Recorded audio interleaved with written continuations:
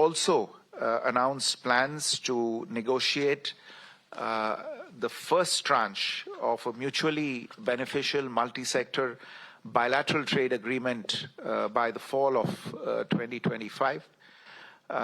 Towards advancing this process, and this issue did figure in some detail in the discussions as well. Both countries will take an integrated approach to strengthen bilateral trade across the goods and services sector.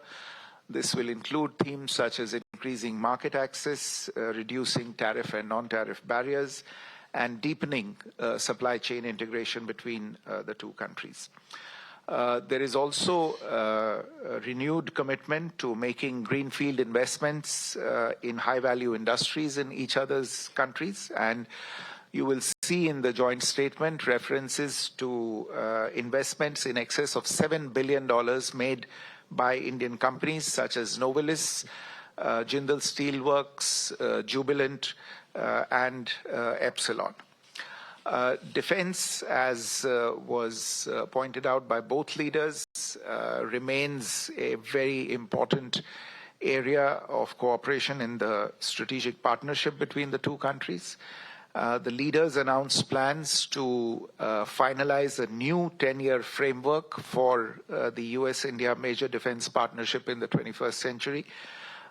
This is a framework that will run from 2025 to 2035 and is expected to be finalized later this year. They also agreed to move forward on ongoing defense procurement negotiations for a number of platforms, including land and air systems, as well as co-production agreements. There was also agreement to initiate discussions on the reciprocal defense procurement agreement. One of the striking aspects of the joint statement in this regard is a process that the United States will begin, whereby it will review its arms transfer regulations, including the international traffic in arms regulations, in order to streamline defense trade, technology exchange, and maintenance, spare supplies, and in-country repair and overhaul of US-provided defense systems. The two countries have also launched the Autonomous Systems Industry Alliance to scale industry partnerships and production of autonomous systems, which will foster next-generation defense and technological collaboration, specifically in the field of underwater domain awareness. You're also aware that for the last several years, technology has become a motive of the India-US partnership, and the two leaders in this latest round of discussions committed to taking forward cooperation in critical and emerging technologies by launching the US-India Trust Initiative.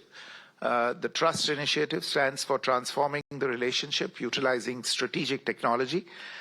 This initiative will catalyze collaboration among governments, academia, and the private sector to drive innovation in defense, artificial intelligence, semiconductors, quantum computing, biotechnology, energy, and space. Artificial intelligence is on everybody's mind. We just had the AI Action Summit in Paris, which the Prime Minister had co-chaired.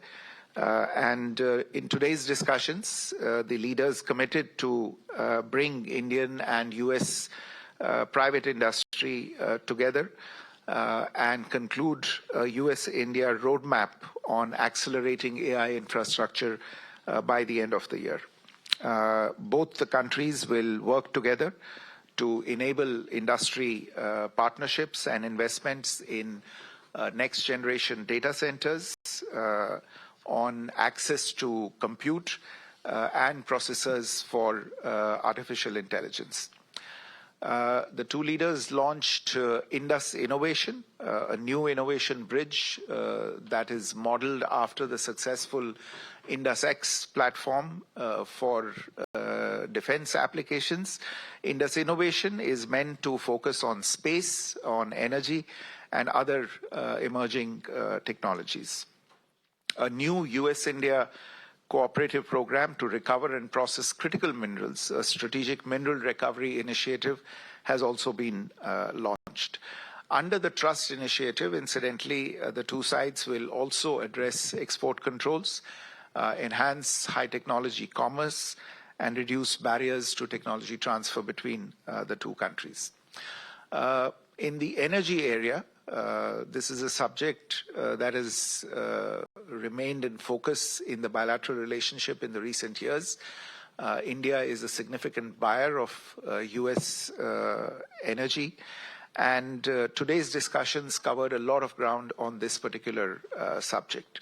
In order to ensure energy security, the two countries agreed to work together on the production of hydrocarbons and for commerce in hydrocarbons to support global energy price stability and secure affordable energy access.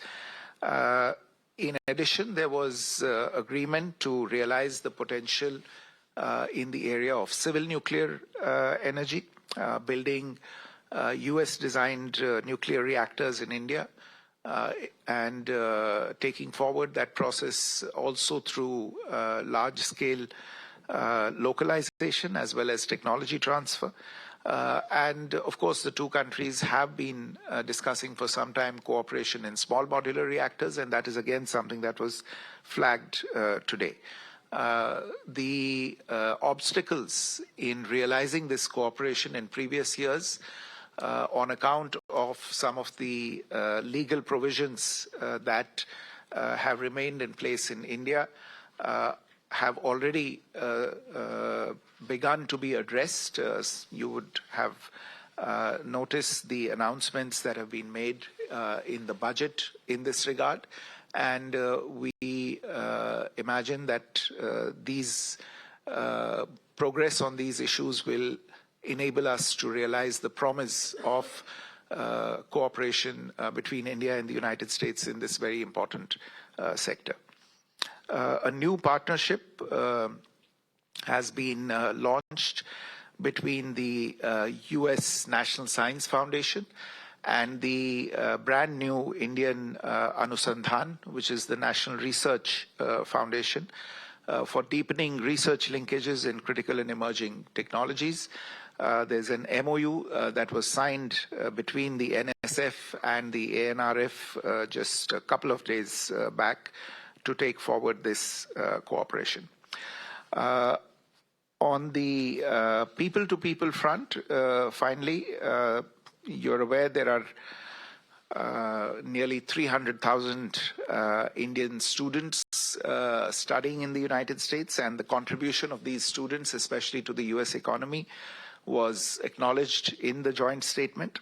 The leaders agreed to strengthen collaboration between higher education institutions of the two countries, and India invited the United States to take advantage of the reforms in the Indian education sector to set up offshore campuses of premier educational institutions of the US in India. They also committed to streamline avenues for legal mobility of students and professionals, and facilitating short-term tourist and business travel, while at the same time committing to aggressively addressing and tackling illegal immigration and human trafficking. I would also invite your attention to the parts of the joint statement where you can see a commitment from both sides to take decisive action against elements who threaten public and diplomatic safety and security, and the sovereignty and territorial integrity of both nations. There's a commitment to strengthening law enforcement cooperation in this regard, and this is especially significant from our perspective, given some events that have taken place. Last point, relates to the deepening strategic convergences between the two countries on regional and global issues. And this is something that came through clearly in the discussions today between the Prime Minister and President Trump, whether it is the shared vision for the Quad. India will be hosting the Quad summit later this year, and the Prime Minister has extended an invitation to President Trump for that. Or the commitment to increasing our collaboration with partners in West Asia, or in enhancing cooperation in the Indian Ocean region. The two leaders agreed to convene partners under the IMEC initiative, as well as the I2U2 construct within the next 6 months to announce new initiatives. They also launched the Indian Ocean Strategic Venture, a new bilateral forum to advance coordinated investments in connectivity and commerce in this region. All in all, I would say that though short, this was an extremely substantive and productive visit. It allowed two leaders who know each other well, who are comfortable with each other, to renew their contacts from President Trump's first term, and to commit themselves to greater things in the relationship. The mood in the room today and the overall environment of the meetings today lent great confidence to both sides that the relationship is on a solid footing, and there is much to achieve in the coming months and years. Let me stop there and take a few questions. We have time just for a few questions, so please bear it with us. Yoshita. Thank you. Yoshita Singh with Press Trust of India.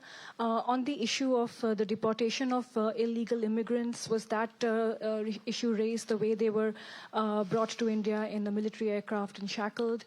And what was the Trump? All right, so that was the Ministry of External Affairs briefing on Prime Minister Narendra Modi and US President Donald Trump's meeting that happened just a few hours ago. The Ministry of External Affairs said that it was a short but productive visit of the Prime Minister to United States to meet the newly elected US President Donald Trump, who is there for his second term.